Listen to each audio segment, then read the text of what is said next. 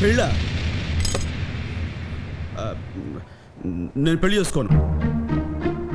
చేసుకుంటే చాలా ప్రాబ్లమ్స్ ఉన్నాయి. మంచిది, పద మహాలక్ష్మి. ఎక్కడికి? ఊరికి. ఊరికి? అక్కడైతే తల్లిదండ్రుల మాట కాదనే కొడుకులు ఉండరు. ఏంటమ్మా ఇది? నాన్నకు నువ్వేం చెప్పు. ఆయన అన్న దాంట్లో తప్పే ఉందిరా. నాకు ఒకే ఒక కోరికుంది. నేను చనిపోయేలోగా నీకు పుట్టబోయే పిల్లల్ని ఒళ్ళో పెట్టుకుని ఆడించాలని. అది తీరేలా లేదు. పోన్లే, ఇలాగే పోతాను. ఇదిగో కూర్చో. అర్థం లేకుండా మాట్లాడతావేంటమ్మా?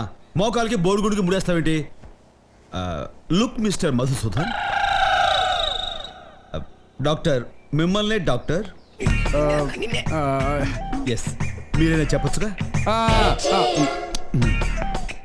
అవు కాక, శంకరన్న డాక్టర్ కదా, 24 గంటలు హాస్పిటల్లోనే ఉంటాడు.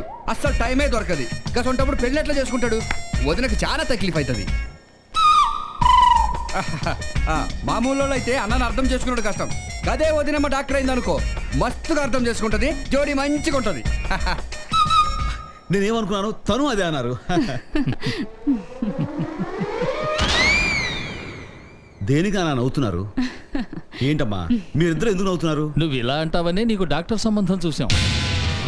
డాక్టర్ సంబంధమే చూసారట డాక్టర్. అర్థమైంది డాక్టర్. డాక్టర్ మధుసూదన్ చాలా మంచి సలహా ఇచ్చారు. థ్యాంక్స్. ఖాళీ పిల్లి అన్న నిరికిచ్చినా కదా. ఈ డాక్టర్ సంబంధం ఎక్కడిది నాన్న? చిట్టిరా. చిట్టి ఎవరమ్మా? కనిపెట్టు. బొండం చిట్టియా?